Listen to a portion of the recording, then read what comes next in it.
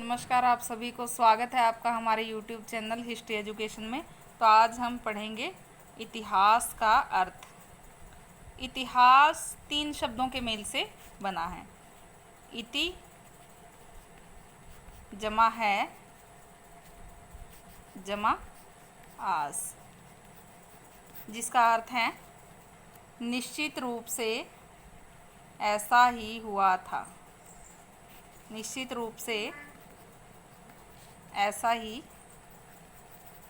हुआ था। कुछ इतिहासकार ऐसा भी कहते हैं कि शायद ऐसा हुआ होगा। शायद ऐसा हुआ होगा। जब हम इतिहास पढ़ते हैं तो इतिहास के साथ साथ हम प्रागैतिहासिक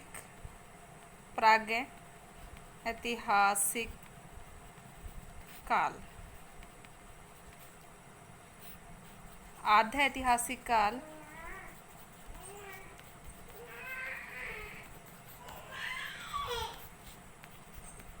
और ऐतिहासिक काल।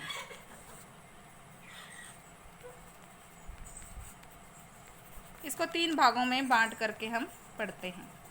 तो जो प्रागैतिहासिक काल है उसके लिए उसको प्रागैतिहासिक ही क्यों कहा जाता है, अब ये क्वेश्चन है। प्रागैतिहासिक काल उस समय को कहा जाता है जब मनुष्य के पास लिखित सामग्री उपलब्ध नहीं थी। जब मनुष्य के पास लिखित सामग्री उपलब्ध नहीं थी मीन्स कि उस समय पे इंसान कैसा था, प्रारंभिक मनुष्य कैसा था, उस बारे में कोई भी लिखित स्रोत हमारे पास उपलब्ध नहीं थे और ना ही मनुष्य पूर्ण रूपेण वो सभ्य था।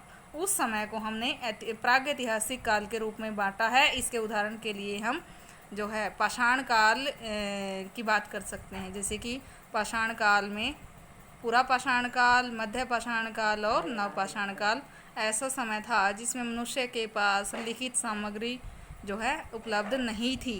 केवल हम पुरातात्विक स्रोतों के आधार पे ही उस समय के बारे में जान पा रहे हैं। दूसरा हम बात करते हैं आद्य ऐतिहासिक काल की। आद्य ऐतिहासिक काल वो समय था जिसमें मनुष्य के पास कुछ एक मात्रा में लिखित सामग्री उपलब्ध थी और कुछ एक उस समय का अनुमान हम पुरातात्विक स्रोतों से, पुरातात्विक जो सामग्री थी उससे हम उस समय का अनुमान लगा करके उस समय के इतिहास को जान पा रहे हैं या उस समय के इतिहास को हम पढ़ पा रहे हैं। तो आद्य ऐतिहासिक का मतलब है जब हमारे पास आधी सामग्री उपलब्ध थी, मतलब कुछ एक मात्रा में जो है हमारे पास लिखित सामग्री थी। उस समय की लिखित सामग्री तो जरूर थी लेकिन उसकी लिपि इतनी ज़्यादा गूढ़ थी कि उसको आज तक कोई पढ़ ही नहीं पाया है। मीन्स ऐसा समय जब हमारे पास लिखित सामग्री थी, चाहे वो कम मात्रा में थी, लेकिन उस लिपि को हम आज तक समझ नहीं पाए हैं, पढ़ नहीं पाए हैं। इस उदाहरण के लिए जो है हम सिंधु सभ्यता के समय को देखते हैं। सिंधु सभ्यता का जो समय था उसमें हमें कालीबंगा से कुछ ऐसे लेख मिले हैं जो हैं अभिलेख खुदे हुए मिले हैं जिनकी लिपि को आज तक हम समझ नहीं पाए हैं। तो उस समय को हम आद्य ऐतिहासिक काल की संज्ञा देते हैं। तीसरा हम बात करते हैं जो है ऐतिहासिक काल। ऐतिहासिक काल वो समय जिसमें हमारे पास लिखित सामग्री उपलब्ध थी। इतिहासकारों ने उस समय के बारे में काफ़ी कुछ लिखा है। तो ऐसे समय को हम ऐतिहासिक काल की संज्ञा देते हैं जिसमें हमारे पास इतिहासकारों की लिखित सामग्री उपलब्ध है।